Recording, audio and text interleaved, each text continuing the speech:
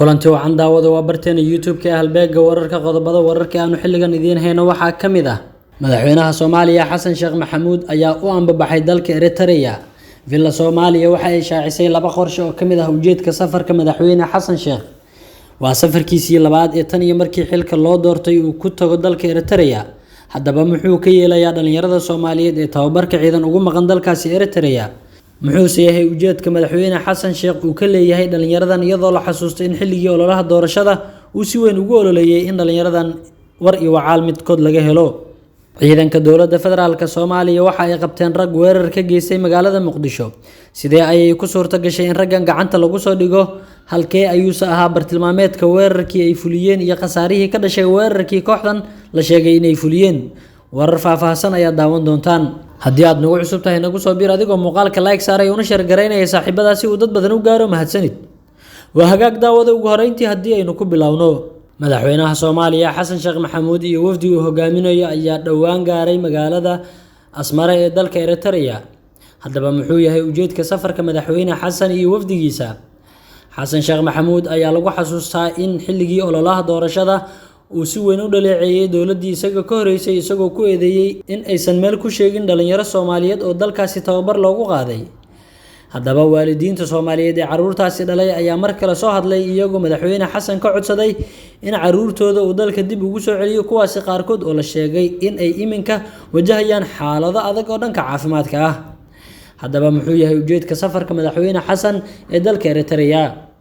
madaxweynaha Soomaaliya Xasan Sheekh Maxamuud iyo wafdi uu hogaaminayo ayaa safar shaqo waxa ay ku gaareen dalka Eritrea sida lagu shaaciyay qoraal ka soo baxay madaxtooyada Jamhuuriyadda Federaalka Soomaaliya.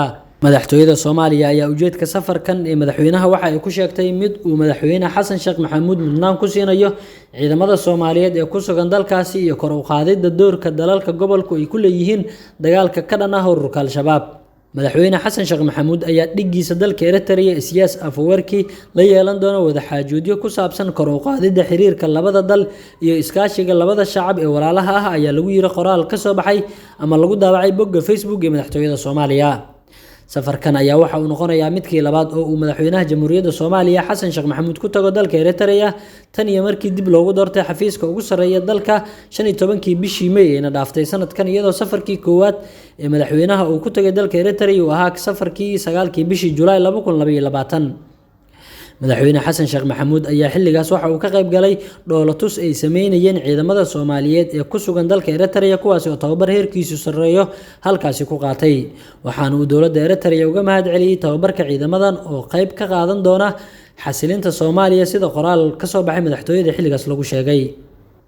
Xasan Sheekh Maxamuud madaxweynaha Soomaaliya ee xilligan ayaa horey waxa uu ballan qaaday in askarta Soomaaliyeed ee ku sugan dalka Eritrea kuwaas oo tiradooda lagu sheegay inay gaarayaan ilaa 5,000 askari uu si degdeg ah dalka ugu soo celin doono balse kama uusan dhabaynin ballanqaadkaas ilaa iminka.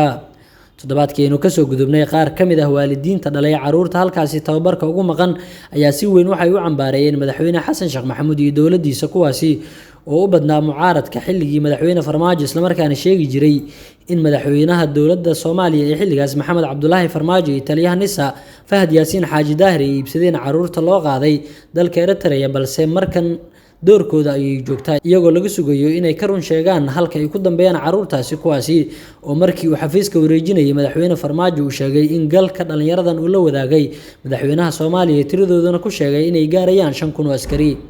waalidiinta qaarkood oo warbaahinta la hadlay ayaa waxa ay sheegeen in madaxweynaha Soomaaliya ee xilligan Xasan Sheekh Maxamuud uusan ahmiyad gaar ah siinin sidii loo soo celin lahaa dhalinyarada Soomaaliyeed ee tababarka ugu maqan wadanka Eritrea isla markaana uusan ka dhabaynin ballanqaad uu horey ugu sameeyay waalidiinta qaarkood oo la kulmay sida hadalka ay u dhigeen. madaxweynaha Soomaaliya ayaa laga sugayaa inuu ka dhabeeyo ballanqaadkiisii ahaa in uu war iyo wacaal midkood ka keeni doono dhalinyarada Soomaaliyeed ee ku maqan dalka Eritrea iyadoo safarkan uu noqonayo kiisii labaad ee uu ku tagayo dalka Eritrea oo dhalinyaradan tababar ay ku qaadanayaan. dhowr jeer oo hore siyaasiyiinta mucaaradka Soomaaliya ayaa waxa ay sheegeen in dhalinyarada dalka Eritrea tababarka ku qaadanaya qaarkood ay ku geeriyoodeen dagaalada u dhaxeeya dowladda federaalka Itoobiya iyo jabhadda TPLF ee gobolka Tigray kuwaas oo la sheegay in dowladaha Eritrea iyo Itoobiya isku afgarteen in dhalinyaradaasi Soomaaliyeed ay qayb ka noqdaan dagaalka iyagoo qaarkood jajabay qaarkoodna geeriyooday ayaa la soo wariyay balse hadalkaasi waa uu beenoobay sida ay qabaan dadka ka faallooda arrimaha dhanka amniga. waa hagaag daawadayaal markana ciidamada ammaanka dowladda federaalk ee Soomaaliya ayaa sheegay in ay soo qabteen rag fal amni darro ka geystay magaalada Muqdisho. Haddaba muxuu ahaa falka amni darro ay kooxdan Muqdisho ka geysteen, sidee ayayse ku suurta gashay in la soo qabto kooxdan, xilligii la soo qabanayeen maxay ku sugnaayeen, xilligii la soo qabanayay halka ay ku sugnaayeen, maxayse ahayd falka ay gacanta kula jireen xilligii la soo qabanayay. ciidamada ammaanka dowladda federaalk ee Soomaaliya ayaa howlgal qorsheysan oo ay ka sameeyeen magaalada Muqdisho qaybo kamid ah waxa ay ku soo qabteen 2 nin oo hubeysan, kuwaasi oo la sheegay inay dhawaan magaalada Muqdisho ka geysteen fal amni darro. raggan ayaa la sheegay in xilli habeen ah ay weerar ka geysteen magaalada Muqdisho iyagoo la socday mooto bajaaj mareysay wadada 21 Oktoobar ee degmada Waaberi ee magaalada Muqdisho. afhayeenka ciidanka booliska Soomaaliya Sadiq Doodishe oo war qoraal ah soo saaray ayaa ka warbixiyay howlgalkaas iyo sida uu dhacay, waxaana uu shaaca ka qaaday in ciidamada booliska ay toogasho ku dhaawaceen raggaasi xilli ay soo geysteen weerar loo adeegsaday bam gacmeed kaasi oo ka dhacay magaalada Muqdisho. Sadiq Doodishe afhayeenka booliska Soomaaliya ayaa dhanka kale waxa uu tilmaamay in raggan oo dhaawacyo ah ay ugu dambeyn gacanta ku soo dhigeen ciidamada amniga Soomaaliya, haatan lagu sameynayo baaritaano dheeraad ah iyagoo caafimaadkooda la tacaalay. afhayeenku ma uusan shaacinin bartilmaameedka weerarka ay geysteen raggaasi, balse waxa uu tilmaamay in bambada lagu tuuray dad shacab ah oo marayay wadada 21 Oktoobar sida hadalka uu dhigay.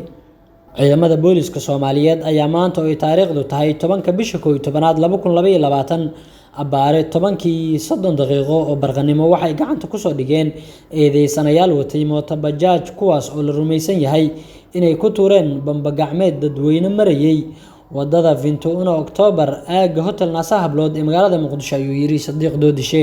sidoo kale waxa uu hadalkiisa intaa ku daray afhayeenka booliska Soomaaliya in ragga la soo qabtay ee dhaawacyada soo gaareen hadda lagu dabiibayo mid kamid ah isbitaalada ku yaala magaalada Muqdisho. eedeysanayaasha oo dhaawac ah ayaa lagu dabiibayaa goobaha caafimaadka, ayuu hadalkiisa intaa raaciyay afhayeenka ciidamada booliska Soomaaliyeed Dhambe Sadiq Doodishe. maalmihii ugu dambeeyay ayaa magaalada Muqdisho waxaa ka dhacayay falal amniga liddi ku ah oo isugu jira dilal qorsheysan, qaraxyo iyo sidoo kale in xilliyada qaarkood qaybo kamid ah Muqdisho lagu soo tuuro hoobiyaal, waxaana kamid ah weerarkii ugu dambeeyay ee khasaaraha ugu badan uu ka dhashay ee ka dhacay isgoyska Zoobe 29 bishii Oktoobar ee dhaaftay. waxaa intaa kadib magaalada Muqdisho habeen qura ka dhacay dhowr qarax, kuwaasi qaarkood hay'adaha amnigu waxay sheegeen inay ahaayeen kuwo dheemish ah oo aan geysan wax khasaare ah, balse qarax uu fuliyay qof isku soo xiray jaakadaha waxyaabaha qaraxa lagu xiro ayaa waxa uu ka dhacay warshada Nacnaca oo ah goob lagu tababaro ciidamada, waxaana halkaasi ka dhashay khasaare isugu jira dhimasho iyo dhaawac.